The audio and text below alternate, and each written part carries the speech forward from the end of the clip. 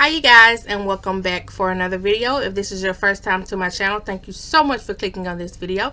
If you like this video, please give it a fat thumbs up and hit that subscribe button. So I wanted to make this video last week on Thursday, but in that video that I told you guys that I ate the Chipotle and I thought I was hungry, no, I think I got a stomach bug. I've been sick the past week. Me and the bathroom has had a lot of time to get to know one another. Everything that I eat goes straight through me. So I've been drinking a lot of fluids, drinking a lot of water and Gatorades and juices and things like that, just to try to keep myself hydrated.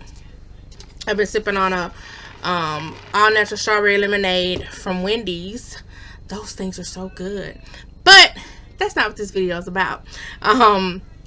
So I get quite a few questions about visitation, especially those who their first time going, they've never been, and they just have a lot of questions. So I decided to compose a list of 10 do's and don'ts for visitation. Now, every single facility is different. They have their own set of rules, their own set of things that you can and you can't do at that particular prison, and it's different all across the board.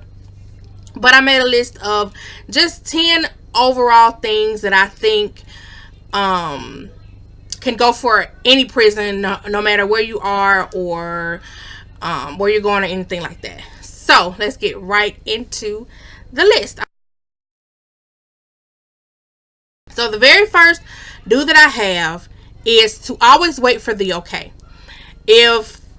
Even if this is your very first time going, or if he's switched prisons, if he's been transferred from one prison to the other, always wait for the okay from him to visit. Reason being, different prisons, like I said, have different rules.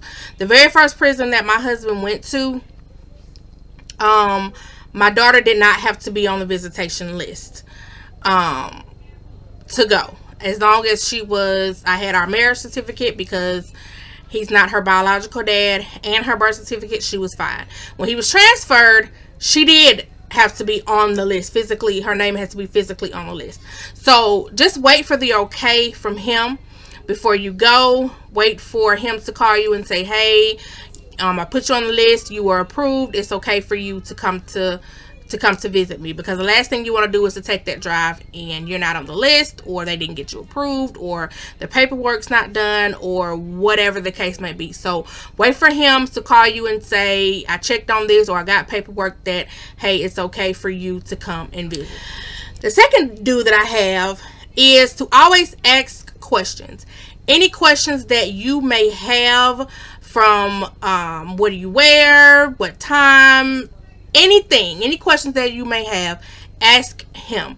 Most of the time when they get there, they ask other inmates that have been there about visitation, how does it go, and things like that. So they may have a little knowledge of how visitation works. If you have a question for him that he can't answer, pick up the phone and call the prison and ask the prison about their visitation rules, or just any questions that you may have. Do not be afraid to ask. Do not assume anything. Always ask and get clarification. Number 3, every facility, like I said, they have a different set of rules on what you can and you cannot wear.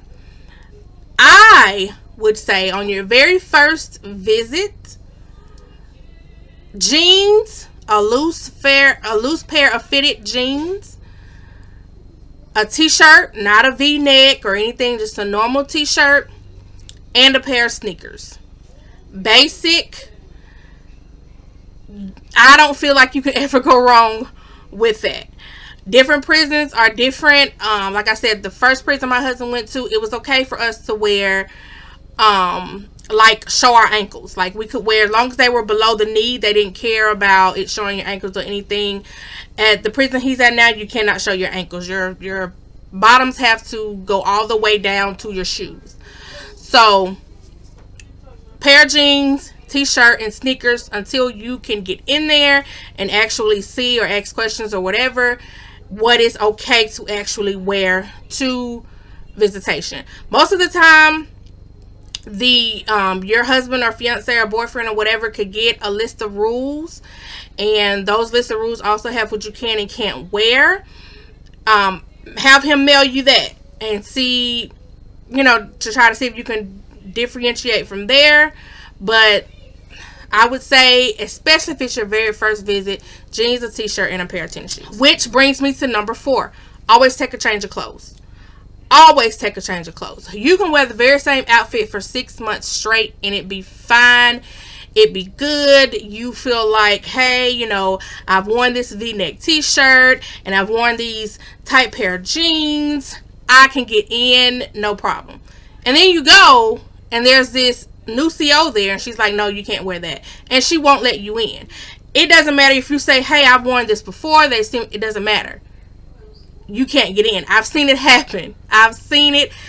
So always take a change of clothes. Most of the time, if you have a change of clothes in your car, they'll let you change your clothes.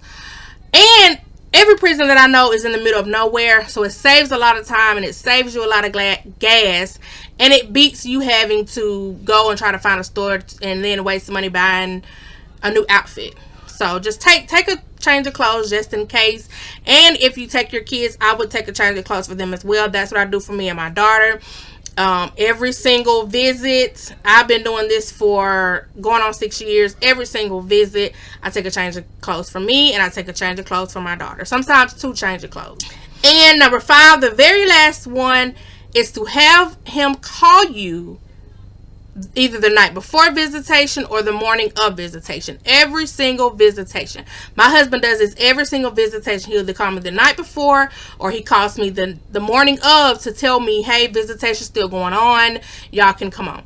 The last thing you want is to get there and he's in the hole or the entire prison is on lockdown and they're not having visitation.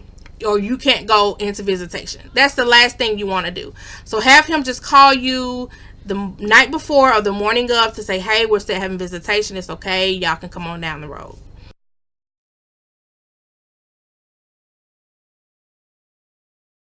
Alright, so on to the don'ts. The very first don't I have is do not be late. Once again, if it's your very first visitation, do not be late.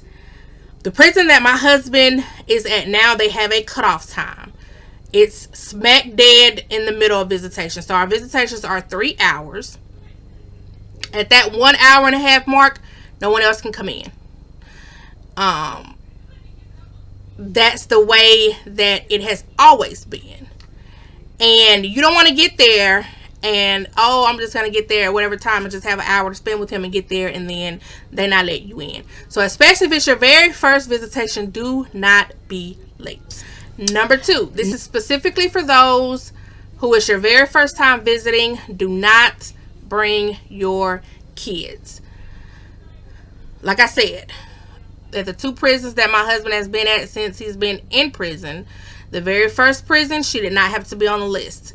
The second prison, he got there, and like I said, I always make sure that he okays me and make sure everything is fine before I even go to visit. She had to be on the list. So had I been like, oh, okay, it's good, and then got down there and took my child with me, and she couldn't be on the list, and she couldn't go in because she wasn't on the list, and that was part of their rules, then I couldn't have visited. So for those of you who is your first time, I would say don't bring your kids. And then when you get there and make sure everything's okay or whatever, ask questions or whatever you have to do, then you can bring them afterwards. Number 3, do not wear makeup or jewelry. I say this because